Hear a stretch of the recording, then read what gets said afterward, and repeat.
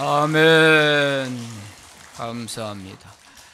찬양처럼 하나님의 나라를 먼저 구하면 모든 것을 우리에게 더해 주실 줄 믿습니다. 오늘은 성도의 자유라는 제목으로 말씀드립니다. 어제는 우리나라가 106번째 맞는 3.1절이었습니다. 1910년 8월 22일에 일본이 우리나라를 강제로 병합해서 식민지로 삼았습니다. 조선 총독부를 설치하여 우리 국민의 언론, 출판, 집회, 결사의 자유를 박탈하고 국민의 기본권마저 모두 박탈했습니다. 일본의 이런 무단 통치가 계속되고 있을 때 1918년 1월 8일에 미국 윌슨 대통령이 민족 자결주의의 원칙을 발표함으로써 여기에 힘입어 세계 1, 2차 대전으로 말미암아 식민지 하에 있던 나라에서 독립운동이 일어나기 시작했습니다. 그래서 우리나라도 1919년 3.1운동이 시작된 것입니다. 약 2달 동안 200만 명이 3.1운동에 참여했습니다. 이 당시 우리나라 인구가 2천만 정도 되었는데 200만이 참여했으니까 전 국민의 10%가 3.1운동에 참여한 것이죠.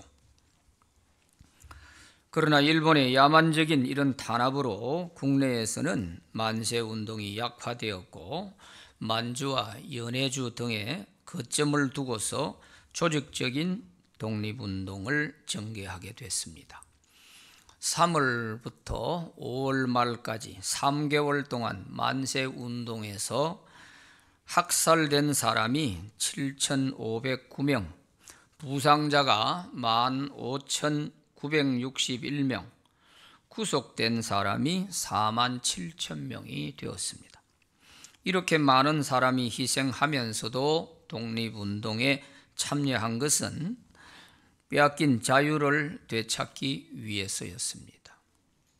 자유가 없으면 신앙도 지킬 수 없기에 기독교인들이 이 독립운동에 가장 앞장섰습니다. 그래서 독립선언문 대표자 33명 가운데 16명이 기독교인이라고 하는 것은 우리가 잘 알지 않습니까? 그만큼 신앙인들에게 있어서는 자유가 절박했던 것입니다. 그러나 3.1운동은 결국 성공하지 못했지만 하나님이 우리나라를 불쌍히 여기시고 1945년 8월 15일에 해방을 주셨습니다. 해방을 맞아 통일된 독립국가를 세우려고 했지만 여러 가지 이유로 실패하고 38선을 중심으로 남한은 1948년 8월 15일에 자유 대한민국을 세우고 북한은 같은 해 9월 9일에 조선민주주의 인민공화국을 세웠습니다. 그리고 80년이 지났습니다. 지금의 남북을 한번 비교해 보세요. 1인당 GDP 수치가 남북을 비교하면 25배가 차이가 납니다. 그리고 우리를 압제했던 그 일본보다도 우리 대한민국이 앞섰습니다. 우리 한국은 27위, 일본은 32위입니다. 압제당했던 나라가 오히려 압제했던 나라를 앞서갈 만큼 이러한 복을 많이 받게 된 것은 정말 하나님의 특별한 은혜인 것입니다. 그러나 지금도 북한은 자유도 없이 굶주리는 백성들의 삶은 일제강점기 시대보다도 더 어려운 삶을 살고 있습니다. 하나님을 부인하는 사회주의와 하나님을 마음껏 믿을 수 있는 민주주의의 차이가 이런 결과를 가져왔습니다. 그런데도 우리나라에는 북한 사회주의를 추종하는 사람들이 너무 많다는 사실입니다. 우리 사회 곳곳에서 북한의 지령을 받아 나라를 송두리째 흔들고 있어 심히 걱정이 되는 것입니다. 대통령의 마지막 헌재 최후 진술을 통해서 백일 천하에 이런 모든 어두움 세력들에 대한 정체가 밝혀지게 됐습니다.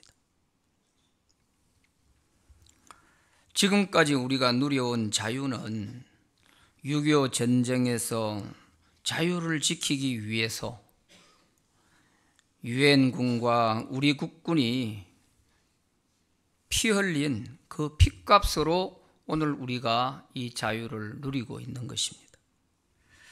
그런데도 자유를 귀하게 여기지 못하고 도리어 자유를 남용해서 권력의 자리에 앉은 자들이 온갖 죄를 짓고 있는 것을 볼 때에 우리에게 자유를 주신 하나님을 생각하면 한없이 두려운 생각이 드는 것입니다. 우리는 자유를 주신 하나님의 그 은혜에 감사하며 자유 대한민국을 후손들에게 길이길이 물려줄 수 있도록 해야 될 줄 믿습니다. 갈라디아서는 기독교 자유의 대헌장이라고 불리는 성경 말씀입니다. 인간은 예수 그리스도 안에 있는 하나님의 은혜로만 죄와 율법의 속박에서 벗어나서 자유를 누릴 수 있다 하는 것을 가르쳐주는 말씀이 갈라디아서입니다. 그러면 인간은 누구에게 왜 자유를 빼앗겼는가 하는 것이지요. 인류의 조상 아담과 하와가 사탄의 유혹에 빠져서 하나님의 명령을 어기고 선악과를 따먹었습니다. 하나님 명령에 불순종하는 죄를 지은 것입니다. 그래서 인간은 이때부터 하나님이 주신 자유를 다 빼앗기고 사탄의 노예가 돼서 죄 가운데서 살아가게 된 것입니다. 그러나 하나님이 인간을 사랑하셔서 자기 아들 예수님을 세상에 보내주셨습니다. 그래서 인간을 죄에서 구원하여 자유롭게 해주신 것입니다. 그러므로 누구든지 이 예수님을 믿음으로 죄악의 형벌에서 벗어나서 자유를 얻은 사람을 우리는 성도라고 그리스도인이라고 하나님의 자녀라고 부르는 것입니다. 그러나 아직도 죄에서 구원받지 못하고 죄의 노예가 되어 있는 사람을 우리는 불신자라고 합니다. 그런데 예수 믿고 죄에서 자유인이 되었지만 이 자유를 누리지 못하는 자들이 많이 있다는 사실입니다. 그 이유는 신분상으로는 예수 믿어 성도가 되었는데 생활은 아직도 믿기 전에 죄악된 습관에 사로잡혀서 벗어나지 못하고 있기 때문인 것입니다. 그래서 성도의 자유를 온전히 누리기 위해서 우리가 어떻게 해야 할까 하는 것입니다. 첫째는 자유를 주신 예수 그리스도의 은혜를 잊지 말아야 합니다. 1절 말씀에 보면 그리스도께서 우리를 자유롭게 하려고 자유를 주셨으니 이렇게 말씀합니다. 예수 그리스도께서 죄에 빠져 노예가 되어 있는 우리를 구원하기 위해서 우리가 지은 모든 죄를 대신 짊어지고 그가 십자가에서 돌아가셨습니다. 죄의 값은 사망이라는 말씀에 따라서 우리의 죄값을 예수님이 십자가 위에서 치르게 되신 것입니다. 그래서 예수님이 돌아가셨습니다. 예수님은 죄도 없고 흠도 없는 하나님의 아들이시지만 우리를 사랑하여 우리를 대신하여 돌아가셨습니다. 그래서 우리의 죄를 다 용서받게 되었습니다. 예수님은 우리를 죄에서 벗어나 자유롭게 하시려고 우리에게 자유를 주시기 위해 자기의 생명을 희생하신 것입니다. 그러므로 성도는 우리에게 자유를 주시려고 생명을 희생하신 이 예수님의 사랑과 희생을 잊어서는 안 되는 것입니다. 예수님의 이 사랑을 잊어버리는 순간 우리는 자유의 소중함도 잊어버리고 다시 죄에 빠져 자유를 잃어버리게 될 것입니다. 그러므로 성도는 항상 예수님의 이 은혜와 사랑을 감사하면서 우리에게 주신 자유를 소중히 여기고 지킬 수 있어야 합니다. 구약 성경의 사사기를 보면 이스라엘 백성들이 하나님의 은혜로 이집트에서 노예 생활하다가 구원받아서 하나님이 젖과 꿀이 흐르는 복지 가나안 땅으로 인도해서 살게 해 주셨는데 그 하나님의 은혜를 잊어버리고 그만 다른 신을 섬기게 됐습니다. 그럴 때마다 하나님은 그 이스라엘 백성들에게 깨닫게 하기 위해서 주변에 있는 강대국 나라들을 이스라엘에 쳐들어오게 해서 이스라엘 나라가 그 강대국의 식민지가 되게 하신 것입니다. 그래서 사사기 시대가 300년 정도가 되는데 이 300년 기간 동안 하나님의 은혜를 잊어버리고 하나님의 징계로 다른 나라에 식민지로 압제를 당한 기간이 100년이 넘습니다. 3분의 1이 하나님의 은혜를 저버리고 이렇게 다른 나라에 압제를 당하는 이런 세월을 보낸 것입니다. 그래서 이런 다른 나라로부터 압제를 당하고 너무 고통스럽고 힘들면 다시 또 하나님께 부르짖고 살려달라고 기도합니다. 그러면 하나님이 그때마다 지도자 사사를 한 명씩 세워주셔서 또 그 어려움에서 건져내 주시는 겁니다. 그러면 또 조금 평안하게 살다 보면 또 은혜를 잊어버리고 또 다른 신을 섬기고 죄에 빠지게 돼요.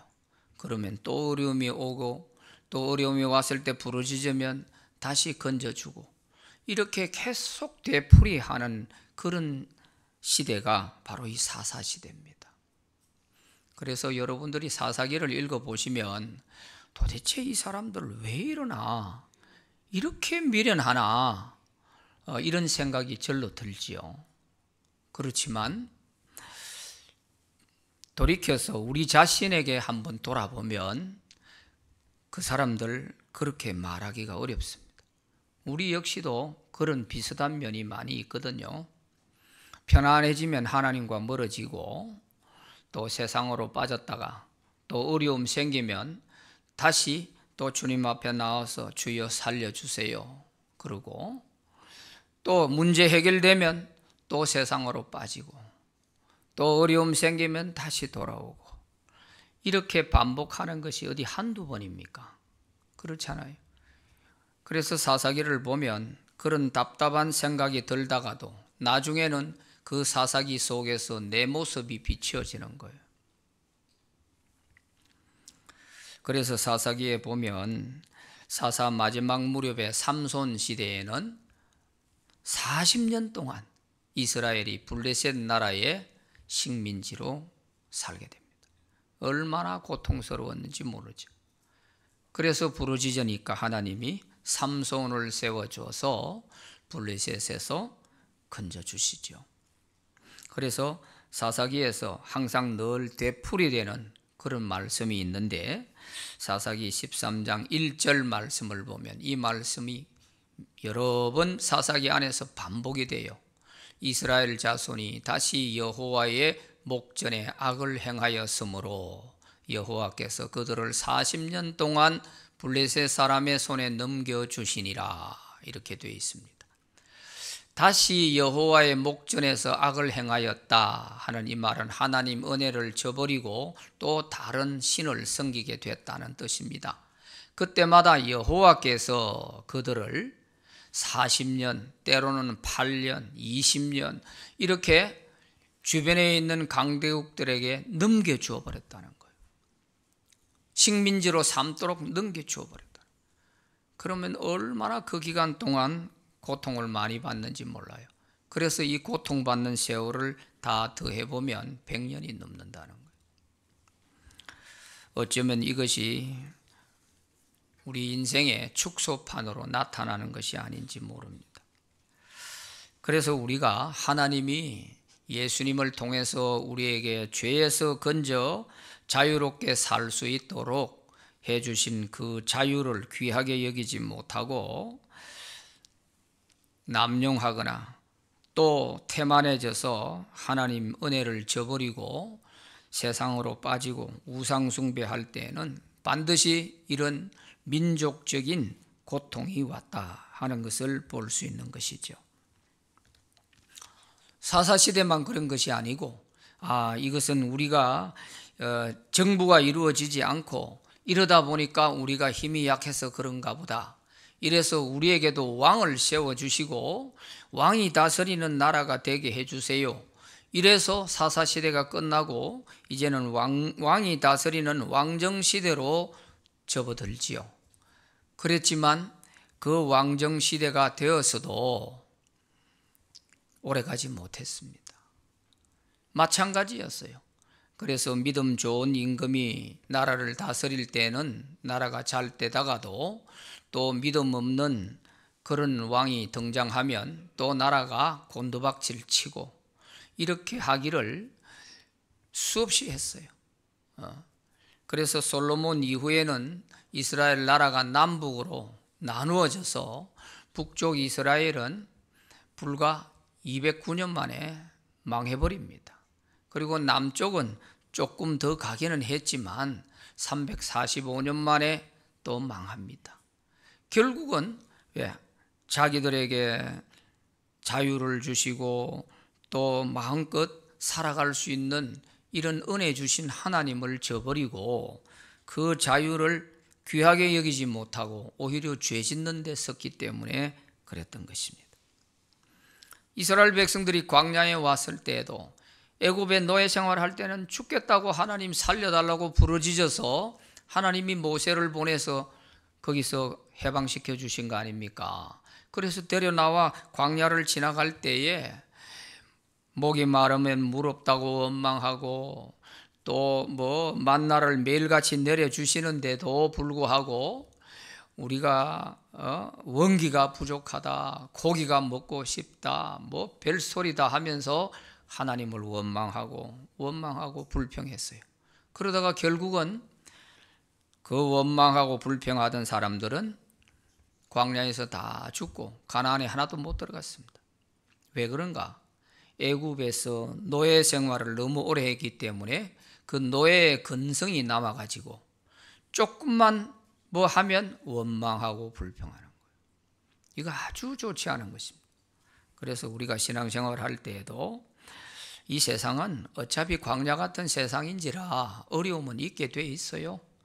그러나 그 어려움 보고 원망 불평하며 살면 우리 믿음 가진 성도들은 제대로 될 수가 없어요. 오히려 믿음 가진 사람은 어려움이 있을 때 더 우리가 하나님을 의지하는 이런 것이 필요한 거죠. 그래서 우리는 정말 하나님이 우리에게 정말 죄에서 건져 자유함을 주신 이 자유를 온전히 누리려면 우리에게 자유를 주신 그 주님의 은혜를 잊지 말아야 하는 것입니다. 두 번째는 믿음 위에 굳게 서야 합니다. 오늘 읽은 말씀에 보면 그러므로 굳건하게 서서 그렇게 말씀하죠. 굳건하게 서서 이 말씀은 갈라디아 교회 성도들이 예수님이 죄에서 구원하여 자유를 얻게 해주셨는데 바울이 떠난 이후에 유대 율법주의자들의 그 이단이 들어가 가지고 교인들의 믿음을 흔들어 놓은 것입니다. 그래서 그들이 들어가서 아니야, 예수만 믿어서는 안 돼. 모세를 통해서 하나님이 주신 이 율법도 지켜야 돼. 이래서 율법도 지켜야만 구원받는다고 이렇게 가르치니까 성도들이 믿음이 흔들리는 거예요. 헷갈리는 거예요. 그래서 이 이야기를 듣고 멀리서 사도 바울이 편지로 그 이단들 말 들을 필요 없다. 내가 가르쳐 준 대로 믿음 위에 굳게 서서 복음의 말씀대로 살면 된다. 인간은 율법을 다 지켜서 구원받을 사람은 한 사람도 없다. 하나님이 율법을 우리에게 주신 목적은 그 율법 지켜서 구원받으라고 주신 것이 아니라 죄가 무엇인지를 깨닫고 회개하고 예수님을 더욱 더 의지하라고 주신 것이다 하는 이런 말씀들을 이 갈라디아서를 통해서 가르쳐주고 있는 것입니다.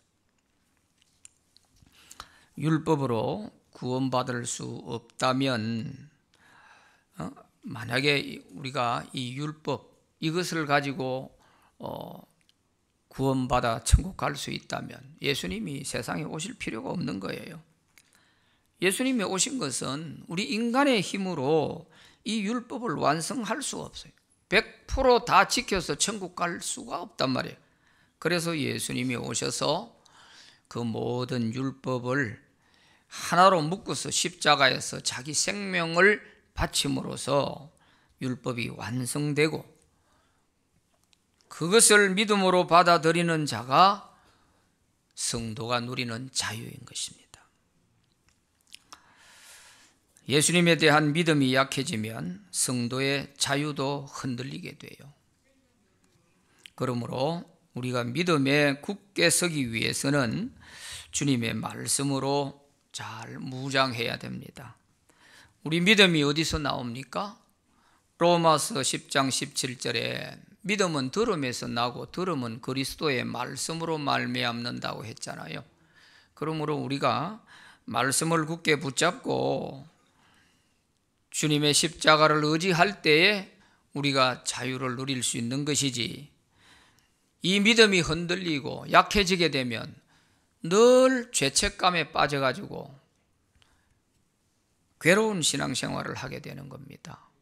왜냐하면 자기 능력으로 바로 살아보려고 하는데 안 되거든요. 아무리 노력을 해도 안 되는 거예요. 그러니까 또 넘어지면 또 자기 자신이 한심한 생각이 들고, 이러니까 이제는 아예 포기 상태에 있는 사람도 없잖아 있어요. 이 생각 자체가 잘못된 거예요. 우리가 하나님 말씀 100% 다 지키고 완성해서 우리가 천국 가려고 생각하면 예수님 필요 없단 말이에요. 우리가 때로는 연약해서 넘어지더라도 또다시 주님의 십자가 바라보며 일어서고 주님을 또 의지하고, 그렇지 내 힘으로 어떻게 내가 승리하겠냐. 주님의 십자가를 붙들 때 우리가 다시 일어설 수 있는 거예요. 바로 이것이 바로 믿음 위에 굳건하게 서라 하는 말씀이에요. 우리가 하나님 말씀을 부지런히 읽고 듣고 묵상하면서 말씀 위에 우리가 굳건하게 서면 어떤 이단이 우리를 흔들어도 흔들리지 않는 그런 성도가 될 줄로 믿습니다. 세 번째는 다시는 죄의 노예가 되지 말아야 합니다. 자유를 주셨는데 또다시 죄의 노예가 되면 되겠습니까? 오늘 읽은 말씀 끝에 보면 다시는 종의 멍에를 매지 말라 그렇게 말씀하고 있습니다. 이것은 죄에서 벗어나 자유롭게 해 주셨으니 또다시 그 죄의 노예가 되지 않도록 해라. 그런 말씀입니다. 감옥에서 특사로 풀려난 사람은 다시 죄를 짓지 않을 때 그 자유를 누릴 수가 있습니다. 그러나 특사받아 나와도 또다시 죄에 빠지면 또 감옥 가야지요. 자유를 누릴 자격이 안 되는 것이죠. 이처럼 우리가 주님의 은혜로 구원받아서 자유를 얻었지만 이 자유를 선하게 사용하지 않고 죄 짓는 데 사용하면 또 이 자유를 잃어버리고 죄책감에 빠져가지고 허우적거린단 말이죠. 죄의 노예가 될 수밖에 없는 거예요. 그래서 요한복음 8장 34절에 예수님께서도 내가 진실로 진실로 너에게 이르노니 죄를 범하는 자마다 죄의 종이라 그랬어요. 죄를 지으면 우리가 또 죄의 종이 되는 것입니다. 갈라디아서 5장 13절에서도 형제들아 너희가 자유를 위하여 부르심을 입었으나 그 자유로 육체의 기회로 삼지 말고 오직 사랑으로 서로 종노릇하라 그랬어요. 육체의 기회로 삼지 말란 말은 그 자유를 가지고 죄 짓는 데 쓰지 마라 그런 뜻입니다. 오히려 그거를 초월해서 사랑으로 오히려 서로 섬기는 종노릇해라 그런 말씀이에요. 이스라엘 사회에는 안식년이 되면요 노예들을 다 풀어줘야 돼요. 7년에 한 번씩 돌아오는 안식년이 되면 노예로 붙잡고 있던 사람들을 다 풀어줘야 돼요. 그런데 그 시점에 가서 그 노예가 풀어주는데도 불구하고 저는 가지 않고 그냥 내 남은 생에 주인을 계속 모시고 살겠습니다. 이렇게 자원하는 사람이 있습니다. 자유인이 되는 그때에 자기가 자원해서 이렇게 오히려 그 주인을 모시고 종신토록 종으로 살겠다. 이런 사람이 있어요. 이런 사람이 있을 때는 그 사람을 재판관 앞에 데려가 가지고 송곳으로 귀에다가 구멍을 뚫고 표시를 하고서 그 사람을 데리고 있을 수가 있죠. 이것이 아주 중요한 복음의 맥이 될 수 있습니다. 우리에게 자유를 주신 주님이 우리를 자유하게 해 주셨지만 우리가 자유인이 돼서 그렇게 내 마음대로 또 죄 짓는데 그렇게 하는 것이 아니고 내가 주님의 종으로 주님을 영원히 섬기면서 살겠다 하는 그러한 모습이 바로 여기에서 표현한 이런 이스라엘 사회에서 있는 영구적인 노예 제도 이거에 대한 그게 암시적으로 표시하고 있는 말씀이에요. 노예 해방이 아직 되기 전에 링컨이 뉴올리언스 주에 있는 노예 시장을 가다가 그 노예 시장에서 흑인 혼혈 소녀 하나가 경매에 붙여진 것을 보았습니다. 경매가 계속 값이 올라가면서 마지막에는 그 소녀를 링컨이 $1,450에 샀습니다. 그리고 그 받은 노예 매매 문서를 소녀가 보는 앞에서 찢어버리고 이제는 네가 자유인이다 하는 정서를 대신 주었습니다. 그리고 링컨은 그 소녀에게 너는 이제 자유인이야 하고 이 얘기를 해 주었어요. 내가 너를 산 것은 너를 풀어주기 위해서 산 거야. 이랬더니 이 소녀가 처음에는 믿지 못한다는 듯이 정말 제가 자유인입니까? 정말 제가 자유롭게 해도 됩니까? 하고 이렇게 물은 것입니다. 그때 링컨은 Yes, 너는 자유인이야. 너 하고 싶은 대로 할 수 있는 거야. 하고 이 얘기를 해 주었습니다. 그러자 이 소녀가 기쁨의 눈물을 흘리면서 이렇게 말합니다. 선생님, 그렇다면 제 남은 생애 동안 당신을 섬길 수 있도록 해 주세요. 하고 말을 했습니다. 그래서 그 소녀는 이제 노예가 아닌 자유인으로서 링컨의 집에서 한 가족같이 링컨을 섬기는 사랑의 봉사자가 된 것입니다. 이처럼 우리의 죄값도 예수님이 다 지불하고 우리를 사셨어요. 죄인이란 율법의 문서를 다 찢어버리시고 우리에게 자유를 주셨어요. 그래서 우리는 예수님의 그 사랑에 감격해서 일평생 주님을 섬기며 살기로 한 것이 바로 우리 성도입니다. 누구의 강요에 의해서가 아니라 우리가 자원해서 주님을 위해 봉사자로 살기로 자원한 사람들이 바로 성도요 그리스도인인 것입니다. 고린도후서 5장 15절 같이 한번 읽어보시죠. 시작. 그가 모든 사람을 대신하여 죽으심은 살아있는 자들로 하여금 다시는 그들 자신을 위하여 살지 않고 오직 그들을 대신하여 죽었다가 다시 살아나신 이를 위하여 살게 하려 함이라. 아멘. 예수님이 우리를 대신해서 죽으신 것은 이제는 너희 자신을 위해 죄짓고 살지 말고 죽었다 다시 살아나신 그 예수를 위해서 살게 하려 함이라 그랬습니다. 이게 그리스도인이에요. 우리는 많은 착각을 하고 있는지 모릅니다. 예수 믿는 것은 내가 잘되고 복받기 위해서 예수님 이용하는 것인 줄 생각하면 아주 잘못된 것입니다. 아니에요. 우리는 주님 위해서 남은 생에 주님 섬기며 살겠다고 하고 주님 섬기고 살다 보니 주님께서 우리에게 주시는 것이 너무 많은 거예요.